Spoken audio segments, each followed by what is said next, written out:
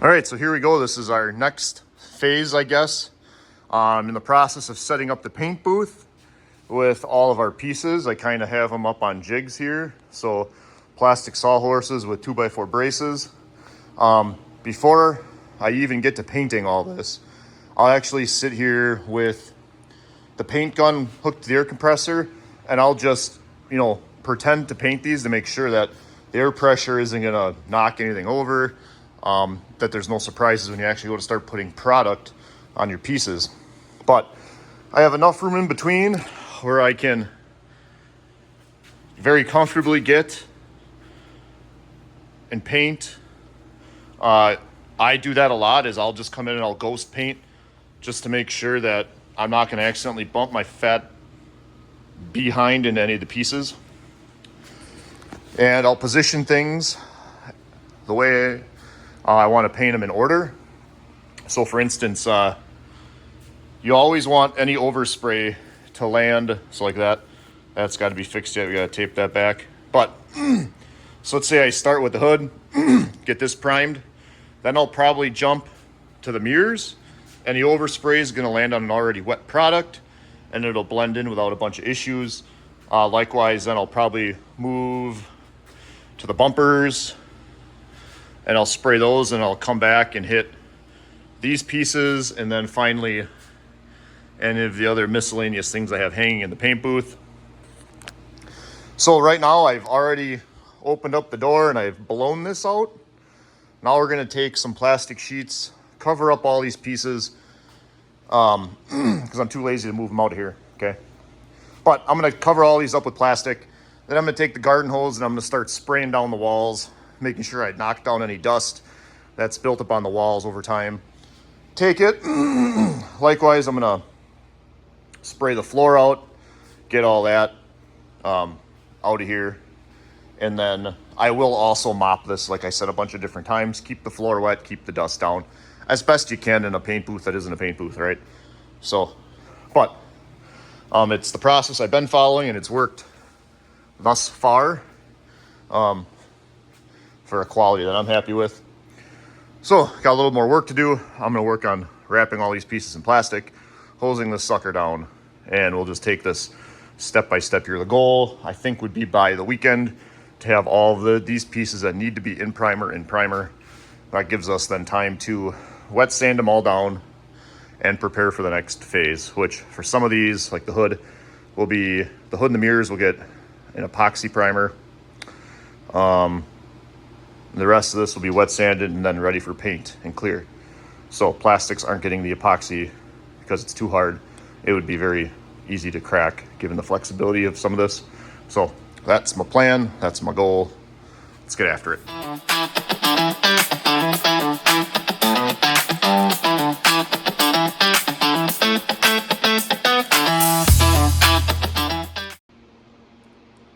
Here is where our favorite glass cleaner is going to come in handy. Now that all the parts are kind of where I'm going to put them, I'm going to start probably cleaning all these.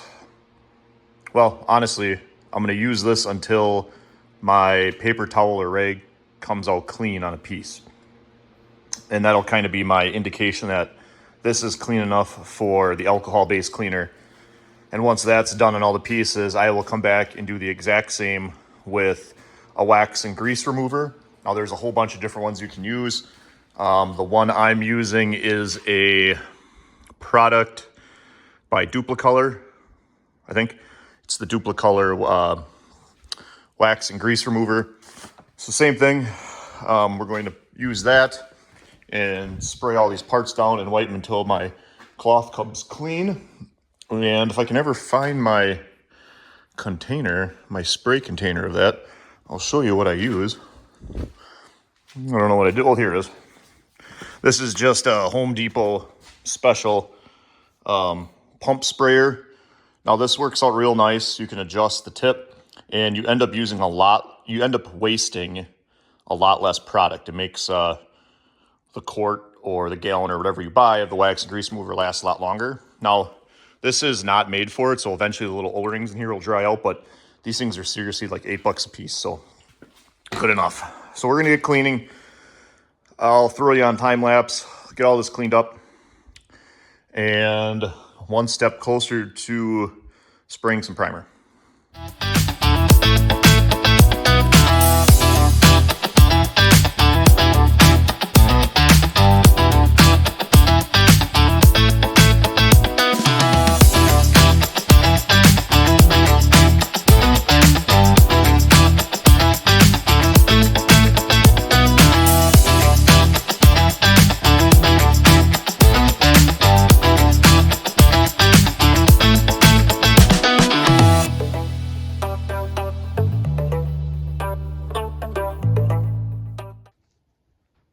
All right, so to my point, let me grab my first one here.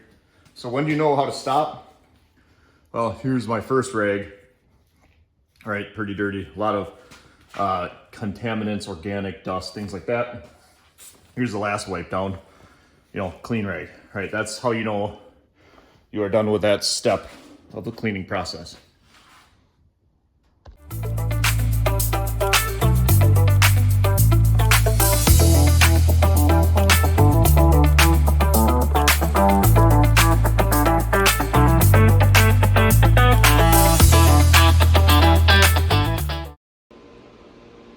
So this is how I set up to paint. I normally take one of my wife's good tables, put some type of cheesy covering over it that'll probably rip and bleed through anyways.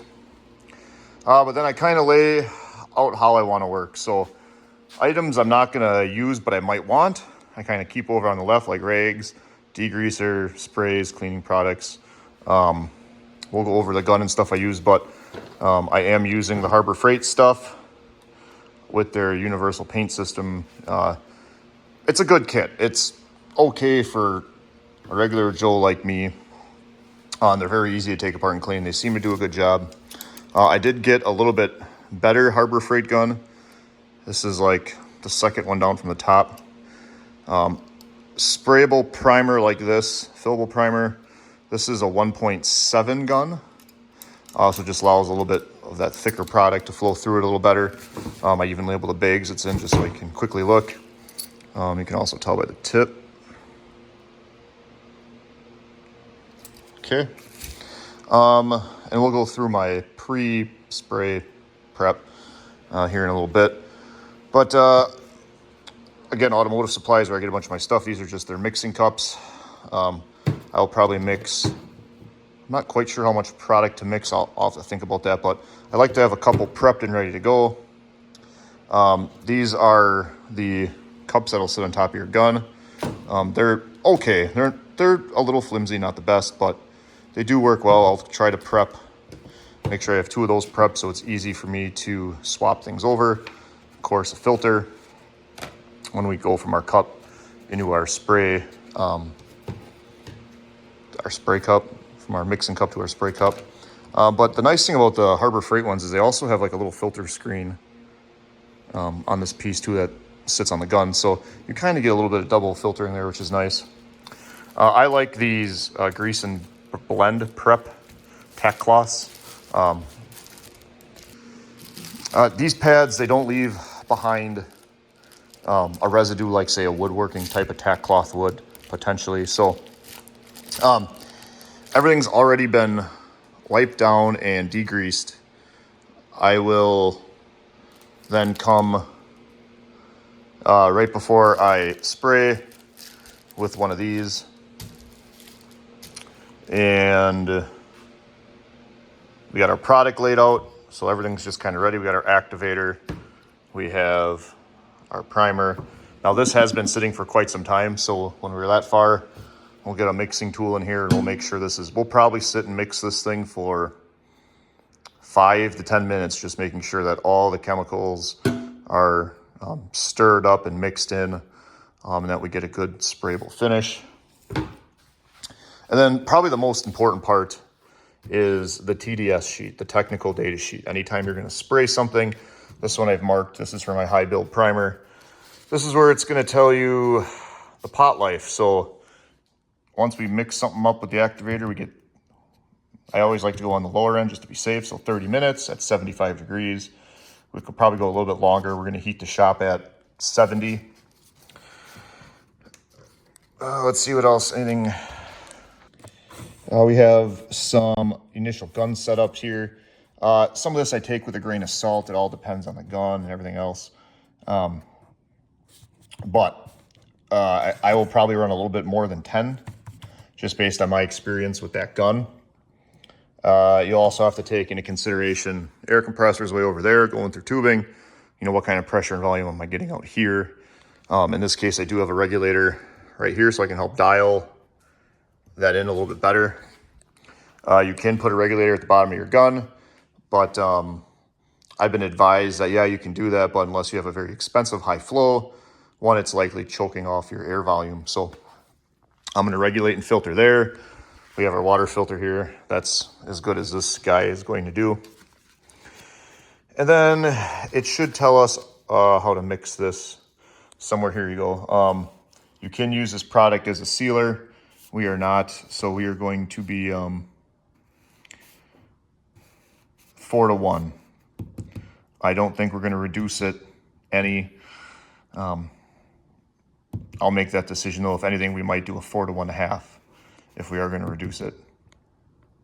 But so that's everything in the technical data sheet, and there's one for the clear coat. There's one for the epoxy primer, the paint.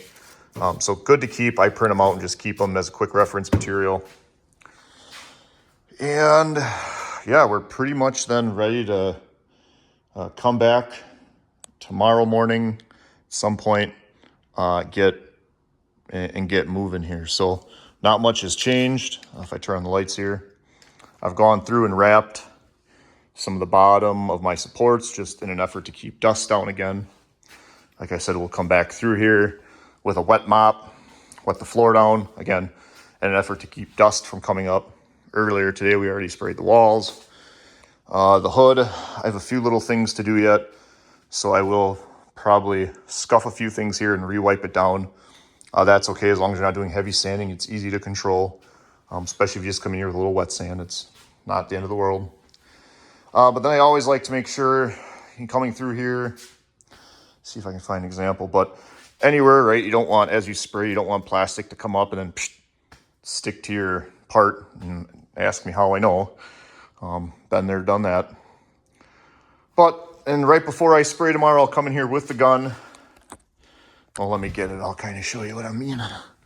So I'll build up a gun like this with the hose, and I'll just come and I'll kind of dry spray everything. That just helps build that muscle memory.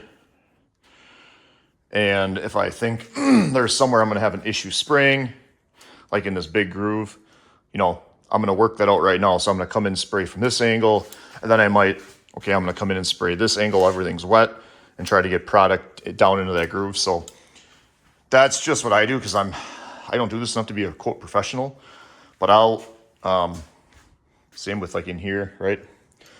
So I'll try to work some of that out in my head ahead of time. So when I am ready to spray, it's just a quick, especially with primer, right? And it's always good just to work and practice your form anyways. So I'll do a little bit of that before we actually mix product and put it in the gun. But I think we're about ready to, I got to clean that piece yet. But I think we're about ready to go for tomorrow. So until then. All right, welcome back. It's the next morning. We are going to start by opening up our product and getting this mixed. We already know that this is probably settled quite a bit, since it's been a number of months since I've used it. And what you're going to see if you've never worked with a fillable primer before is that, I'll bring you in here a little bit so you can see that. But yeah, so you can see it's separated. Basically, a fillable primer is, think of it as a literal body putty in a solvent, okay? That thins it out so you can spray it. Oversimplification, but you get the drift. So the big thing for us is going to be making sure we get all that mixed back up into a consistent consistency. Sure. Basically, we want to mix all that solvent if you want to call it that for simplification, back into the putty filler in there. So I'm just using this pretty generic mixer. I like to go slow at first because you're gonna have to push this down through that clay, or that body putty. Bring you in just a little bit closer there. You can see the magic. And I'm just gonna, ooh. Yep. You know, I'll go slow and grab the container because it's pretty thick once it settles out. I'm gonna actually turn this to high torque. That just helps control speed, get some stuff moving in there, and eventually we'll get this to the point where we can increase the speed, make sure all that gets mixed up. So you won't probably be able to hear me over this, so I'm gonna put you on time lapse and we'll take care of this portion. There, now you can see we have a much more fluid consistency. You can see it dripping off the mixer there. And that's kind of what we want. That's how it should look, all mixed up. And then we'll probably, so this is, I'm probably about an hour maybe or so from starting to spray. So we'll actually mix this up a second time. But for now, we'll just set the cover on top of this. I'm still waiting for the shop to warm up a little more. I actually just have a thermometer inside the paint booth and we're at 66, give or take. So I just cranked the heater up a little bit. It'll just take a little bit for that heat to get into the paint booth here. We'll expedite that a little bit once we're ready by turning on the fan. That'll induce a draft. There's a few more parts I want to see if I can sneak in here somehow. So I might decide to try to hang a tarp from the railing here or something yet. I'm not entirely certain. If I can get a couple more parts primed, I think I will take advantage of that. But it might be tricky. I'm almost out of room here. But these are the parts that we were working on yesterday. Oh, you know what? Yeah, I'm gonna have to put a pin in these for later because some of these need a little bit of epoxy. Yeah, here's an example where this one's broken. So we're gonna have to go through with a little epoxy, put that together, resand it smooth. But these door ones, I believe, are okay. Or maybe not. Nope. See, these are gonna have to be repaired too. It's all right. Like I said, they don't, on the 91, 92, they don't make reproduction body moldings like this, so that's all right. We'll just have to do that batch maybe at the same time we do the wing. It's okay. So we'll continue on getting prepped over here. I'm gonna clean that off quick. Just gently put the cover back on the primer. I'm gonna review my technical data sheet, my TDS, just to get my bearings again. Again, it's been a bit since I've sprayed this product. And I'm gonna get my airline ran out and get a bucket of water prepped. So I got a little bit to do yet before we're ready to start spraying. I just wanted to show an important step here. So I've obviously, if you remember, I said I don't have a regulator at my gun. But what I am gonna do is turn my air on my gun all the way up.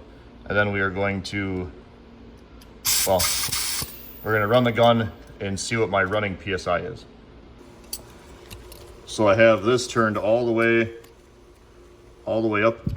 So I have it set right now for about 20, I don't know, we'll say, maybe probably around 20 PSI. Now I'm gonna hold the gun down and I wanna say about 14. If I need to adjust when I do my cardboard piece, I'll do that here at the gun. So that's how I do it. Again, probably not the right way, but it's how I was taught here. So we're getting closer. I just went and mopped the floor. Again, that's just to help keep dust down, as a lot of times we're gonna be spraying down like this towards the floor on some of these pieces. We've already kind of sprayed the walls down. So this juncture kind of is what it is. I'm going to go through now and double check all the tape jobs one last time, and then we will probably start mixing up some product and getting right before we spray, we'll get our pieces wiped down with the blend prep.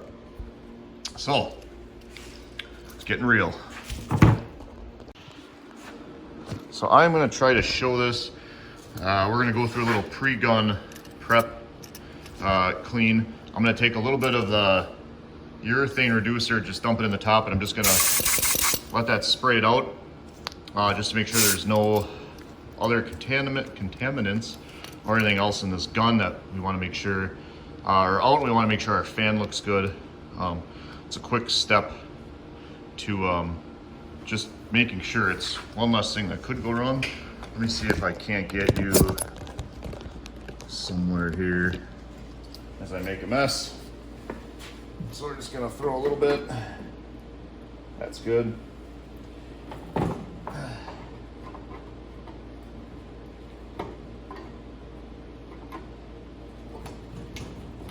Okay, we're just gonna, oh yeah, okay.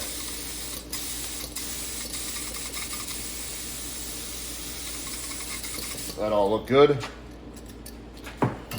So I think we should be ready to mix up some of our product here.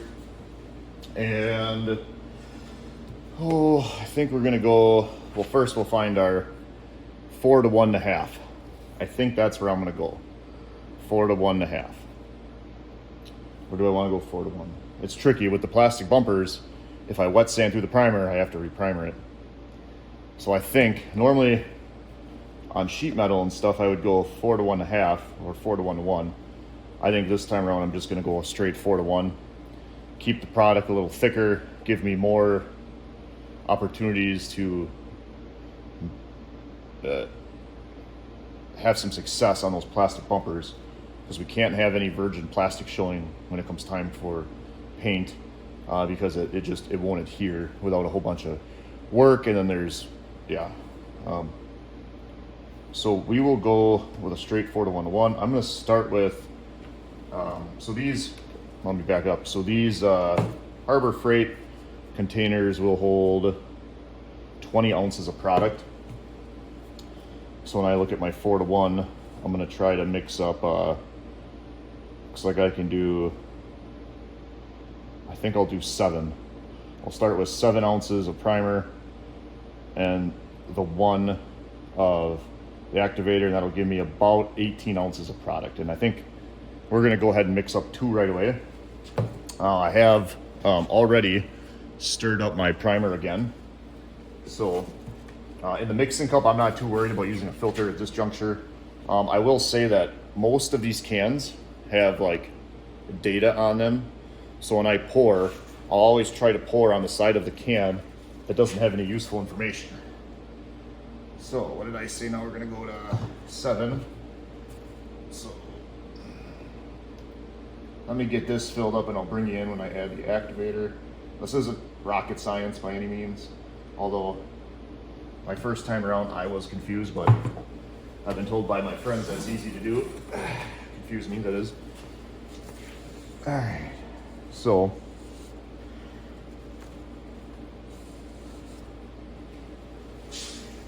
okay. All right, and we'll get a second batch started here. Oh, you know what? I'm not really digging this paint cup. It's got like a weird film on it. Maybe we'll grab a new one. Toss that. No need to inadvertently contaminate anything. These paint cups are cheap enough. When you go buy your paint, normally they'll give you a stack of them here. So we're gonna go again to 7 ounces. There, here we go. 7, not 8, not 6. We want 7. Okay. Now, we already said this stuff has like a 30-minute hot life, right? So once you add the activator, burn it up in 30 minutes. So what we've done is we've done 2 prepped mixing jugs, right? And we're only gonna add in activator to 1 when we're ready. And the other one we will just cover up with a paper towel, set to the side. In this instance, I'll just put it behind here. It doesn't take much to add an activator to that after the fact. Let me grab a mixing stick. I forgot a mixing stick.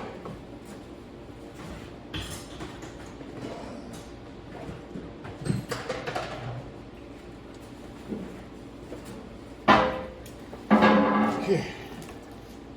Now at this point, I'm going to check the time. We are at 8:41. I have plenty of time personally in my day to spray this right now. So what we're going to do is, we already have the clean gun. We are going to go ahead and mix up 1 with the activator, probably stir it for 2 to 3 minutes. Any painter will tell you the most important thing, the most important steps in a paint job are on your paint table. So once we add the activator, we're going to sit and mix this for 2 to 3 minutes before we add it to the gun. We're going to mix it and stir it again. Basically, we want to make sure we have a good chemical bond between the two components. And then we will add it to our cup. And again, you don't ever want to forget to add the liner because, well, all your product will end up on the table. So we'll have our liner in our gun. Just a little quick note about PPE. I buy these masks off of Amazon, and then I'll actually add the 3M brand name cartridges on them. The mask is super cheap. It takes the 3M cartridges. I like this because it covers my eyes, my mouth, my beard, all of it. But I just don't want to, I don't trust Amazon in China enough to protect my lungs, so I'll just go on and throw on the real 3M canisters. Altogether, it's a fairly cheap PPE product. So, we're gonna add, I'll bring you down here so you can see what I mean by this isn't rocket science. All right, where are we at here? So you don't wanna swish this around too much, but you can see we're about at, if I clean that off, 7. Take my word for it, I just sloshed it around a little bit by accident. We're gonna open up our activator. Okay, now we're gonna fill our activator until the next 7. And you're looking right here. That would be our 4 to 1.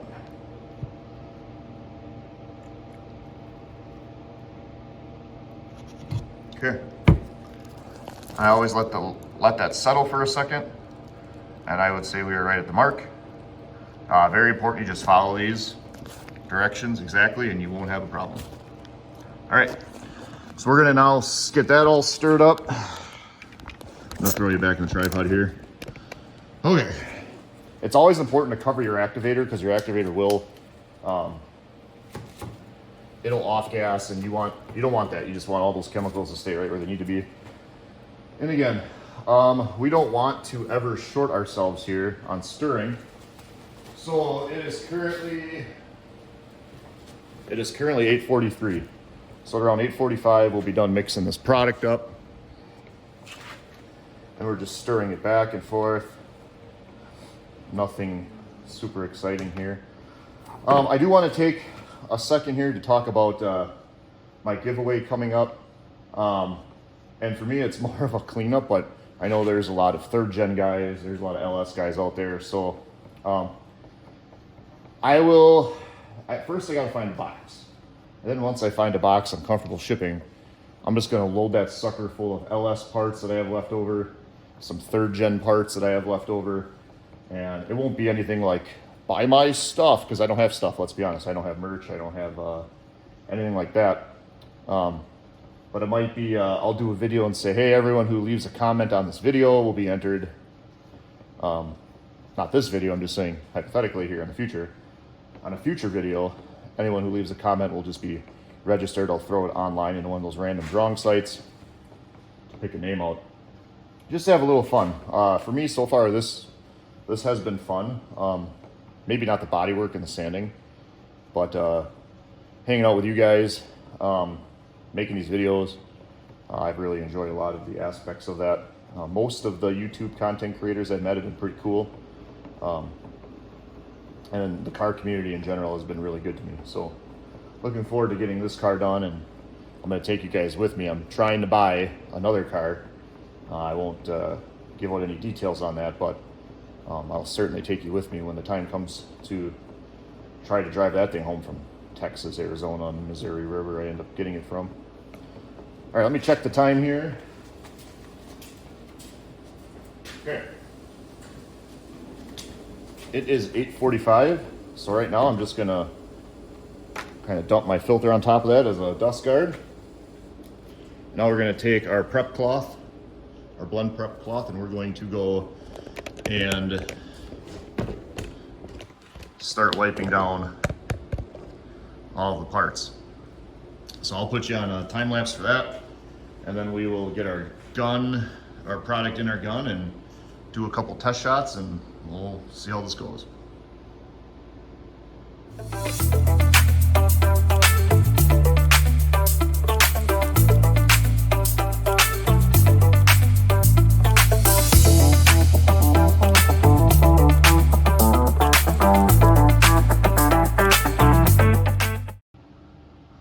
All right, the time has come. I'm fairly happy with how everything's cleaned up.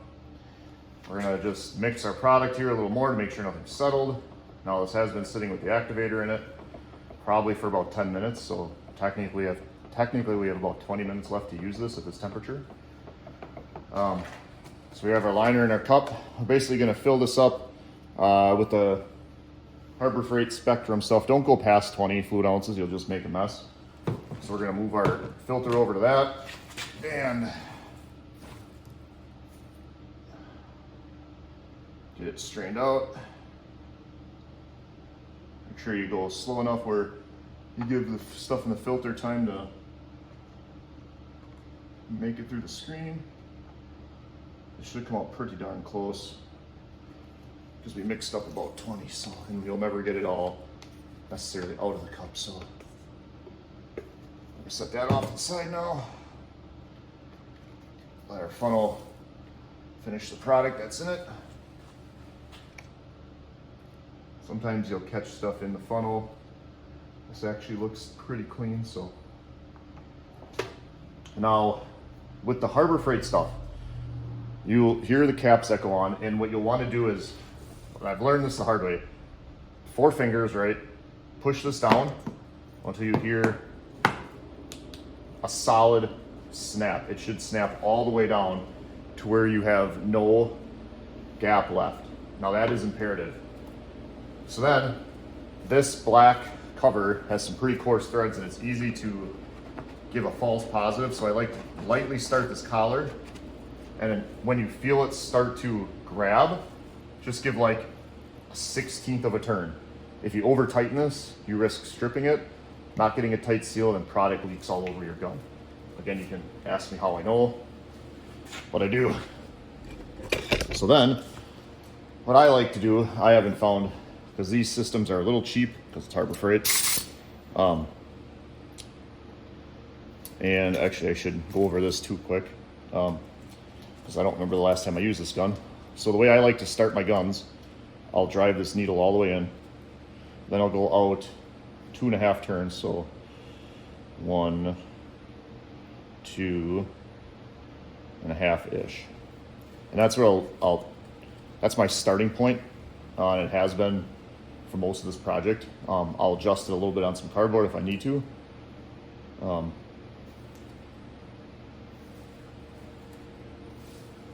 Oops, somewhere like that. Okay. So then I like to actually tip the gun upside down. You can kind of see on the end here, can I get that in focus? There's 2 sections. There's this section and that section. And that's what you want to make sure you line up with these ears, otherwise it will not go down far enough. And again, you'll have a leaking problem, but I just gently like to work this on back and forth until we get it past the little tabs that hold that on. And then before I even leave the table, I will let that gravity drain just a tickle and make sure I don't have any product leaking from the seal on top or from where it meets here at this adapter. So that looks pretty good. So right now I'm going to go and just hang this off to the side.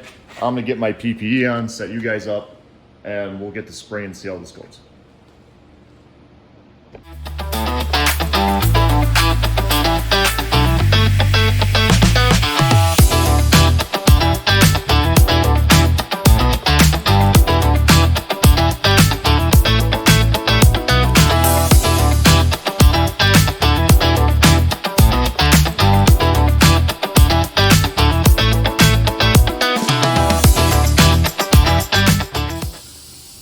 All right, so that didn't necessarily go as planned, but then again, not a professional. Basically, it was more of me remembering the fillable primer, you have to go slower. So a couple things. First, I started out going too fast, which is inevitably gonna leave some orange peel in my piece, but that's okay for now.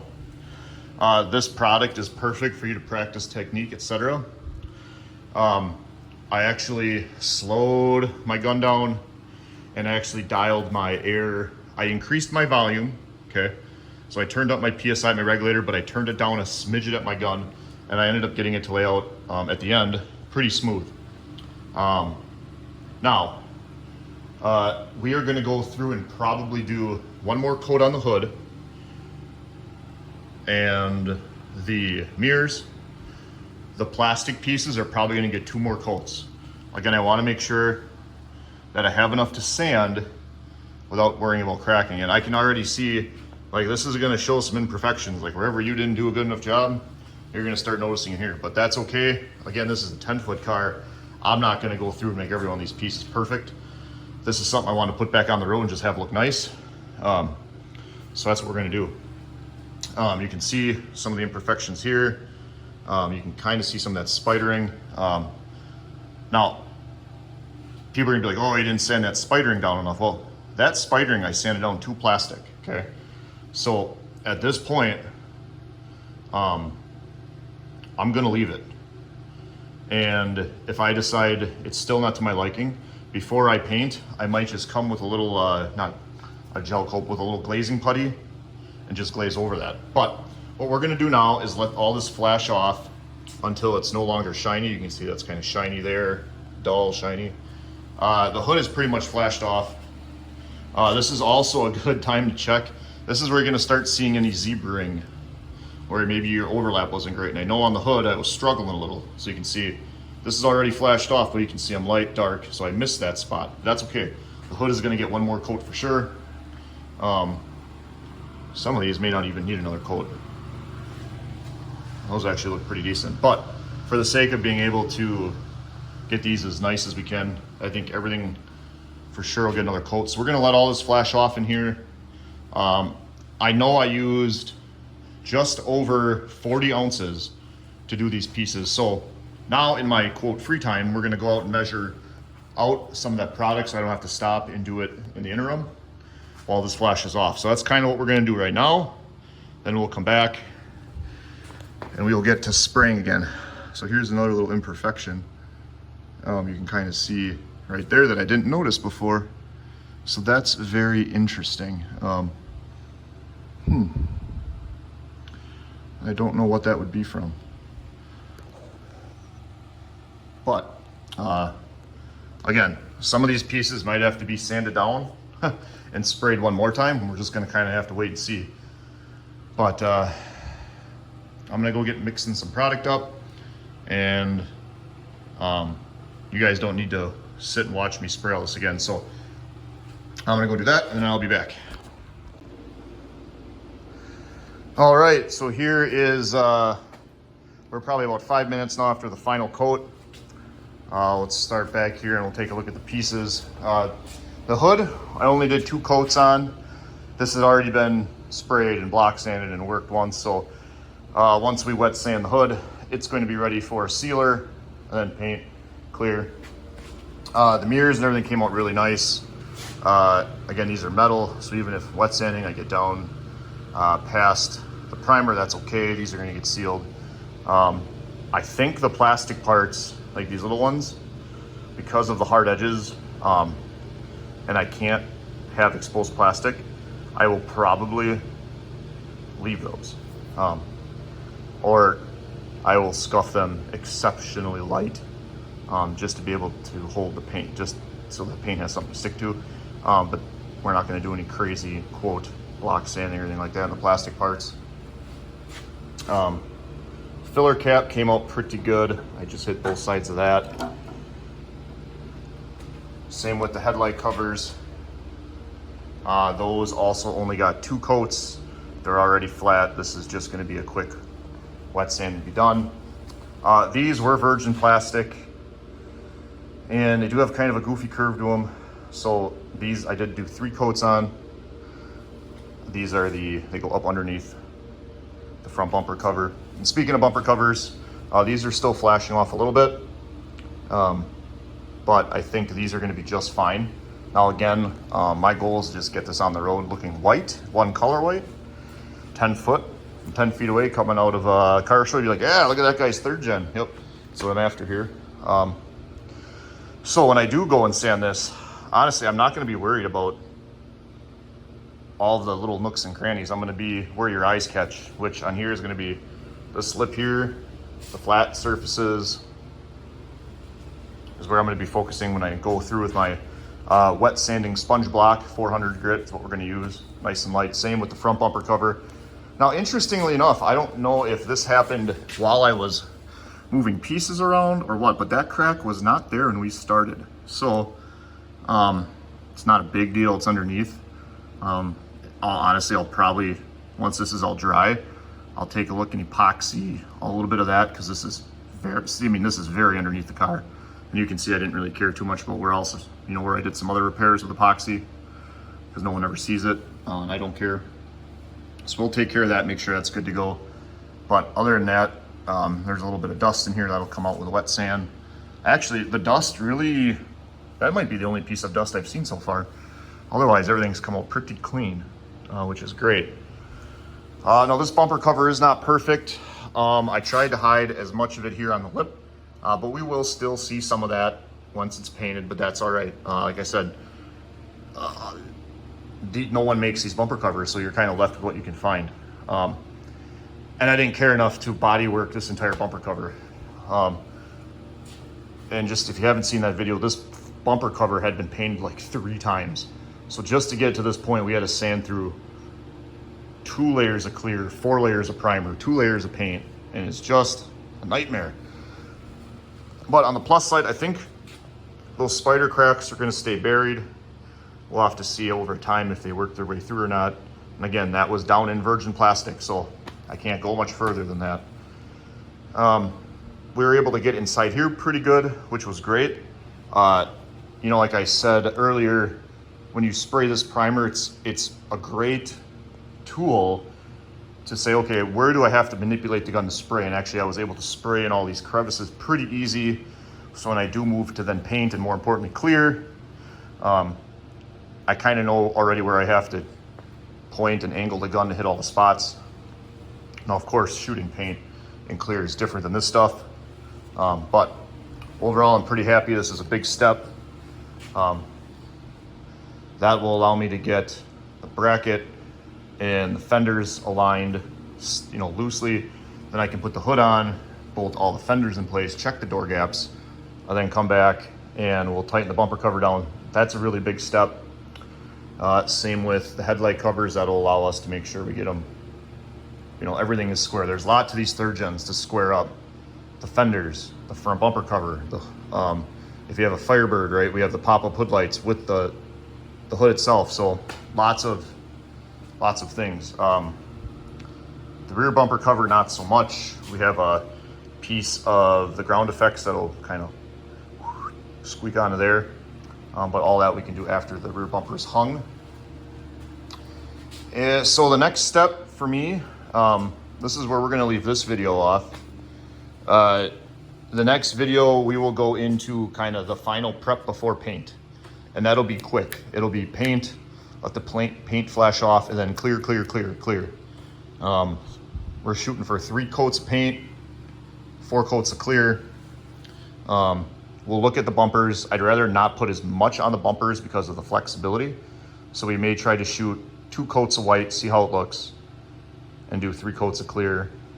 The fewer layers with the amount that these bumpers flex, the less likely we are to have cracks later on. But for things like the hood and the mirrors, these will get 3 coats of paint, easy, 4 coats of clear, no problem. Our body line looks pretty good that we worked in here. You can see that all the way down the hood.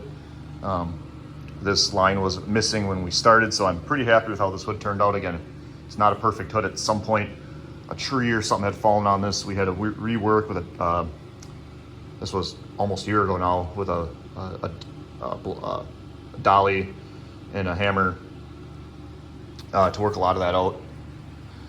But we're there, and I think, like I said, that's where I'm gonna leave you guys. I very much appreciate you watching.